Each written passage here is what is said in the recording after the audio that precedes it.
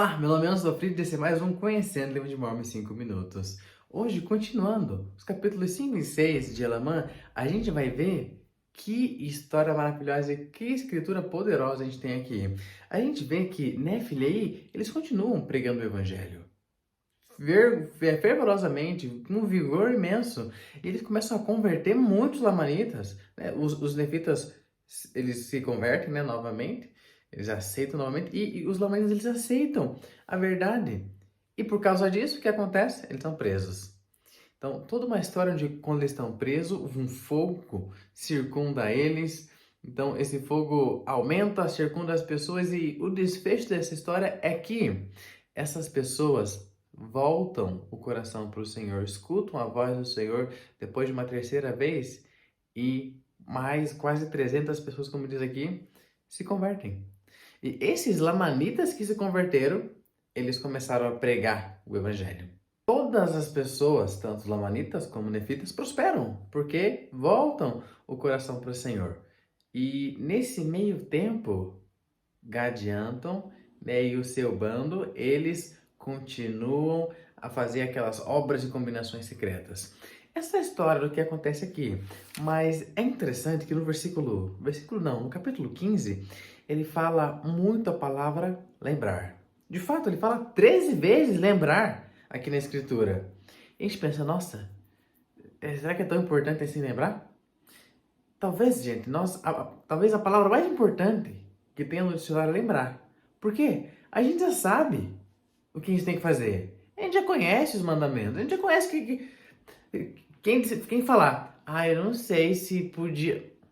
A gente sabe, sim, o que é pecado. A gente sabe, sim, se a gente deve ou não deve fazer. Mesmo que a gente fale, nossa, eu não sabia com exatidão. Temos a consciência, a luz de Cristo e também temos o Espírito Santo. Nenhum membro dessa igreja que seja batizado vai cometer um pecado grave sem ter sido avisado pelo Espírito. Então, a gente precisa o quê? Lembrar. Lembrar. E a escritura chave desse capítulo é aqui no versículo 12, que é uma escritura de domínio, que diz: E agora, meus filhos, lembrai-vos, de que é sobre a rocha de nosso Redentor, que é Cristo, o Filho do Deus vivo, que deveis construir vossos alicerces.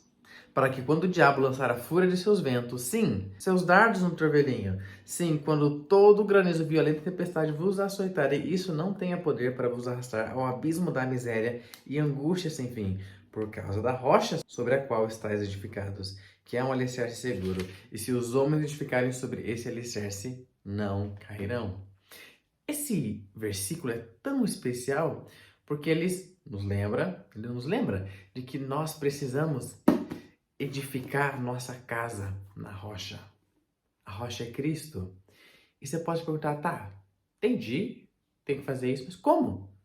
Como que eu posso edificar? Alicerce é a base de uma casa. E a palavra básico, ou básica, vem dessa base, ou seja, algo que dá suporte para as outras coisas que vem em cima. Então pensa, vamos lá no nosso cérebro. O que é básico para o membro da igreja? Com certeza já veio para você oração, fazer oração, estudar as escrituras, ir para a igreja, ir para o seminário ou para o instituto, jejuar, pagar a oferta de jejum, frequentar o templo e muitas outras coisas que a gente pode pensar. Guardar os mandamentos, com certeza. Então, a base tem que estar em Cristo. Essas coisas simples nós precisamos fazer com os olhos, como dizem Doutrina e Convênios, com os olhos fitos na glória de Deus.